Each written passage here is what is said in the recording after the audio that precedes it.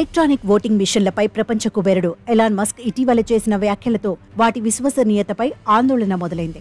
ఈవీఎంల పారదర్శకతను నిర్ధారించాలని, లేకపోతే వాటిని పూర్తిగా రద్దు చేయాలని కాంగ్రెస్ నాయకుడు రాహుల్ గాంధీతో పాటు విపక్ష నేతలు కేంద్ర ఎన్నికల సంఘాన్ని డిమాండ్ చేశారు. అయితే భారతీయ ఈవీఎంలు పూర్తి సురక్షితమైనవని, అవి ట్యాంపరింగ్ ప్రూఫ్ అని పలువురు భారతీయ ఇంజనీర్లు, డొమైన్ నిపుణులు పేర్కొంటున్నారు.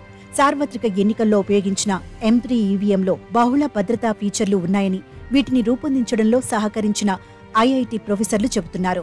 ఈవీఎం ఒక సాధారణ క్యాలిక్యులేటర్ వంటిదని, దాన్ని హ్యాక్ చేయలేమని IIT Gandhinagar director, EVM technical ప్యానెల్లో సభ్యుడు రజత్ మునా తెలిపారు. 2019లో ప్రవేశపెట్టిన M3 మోడల్ను ట్యాంపరింగ్ చేస్తే అందులోని ఆటోమేటెడ్ ఫంక్షన్లు, సాంకేతికతలు వెంటనే ఫ్యాక్టరీ రీసెట్ చేసేస్తాయన్నారు. వీటిని ఇంటర్నెట్కు, మరే ఇతర పరికరాలకు అనుసంధానం చేయడం సాధ్యం కాదని చెప్పారు. ప్రపంచంలోని ఇతర ఈవీఎంల కంటే భారత ఈవీఎంలు భిన్నం. M3 ఈవీఎంలకు ఇతర పరికరాలతో ఎలాంటి కనెక్షన్ ఉండదు. వీటిని కేవలం ఓటింగ్ కోసమే రూపొందించారు. వాటిలో మరే ఇతర సాఫ్ట్వేర్ గానీ, ప్రోగ్రాంలు కానీ లోడ్ చేయలేం అని ఐఐటి బాంబేలో గౌరవాచార్యుడు, మైక్రో ఎలక్ట్రానిక్స్ నిపుణుడు దినేష్ శర్మ పేర్కొన్నారు.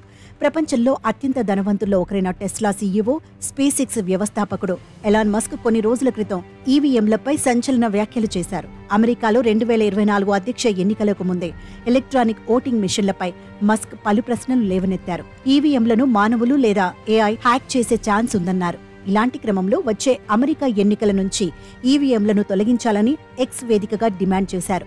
ఆ తర్వాత రాహుల్ గాంధీ, ఏపీ మాజీ ముఖ్యమంత్రి జగన్మోహన్ రెడ్డి కూడా ఈవీఎంల భద్రతపై అనుమానాలు వ్యక్తం చేయడంతో ఈవీఎంలపై చర్చ మొదలైంది.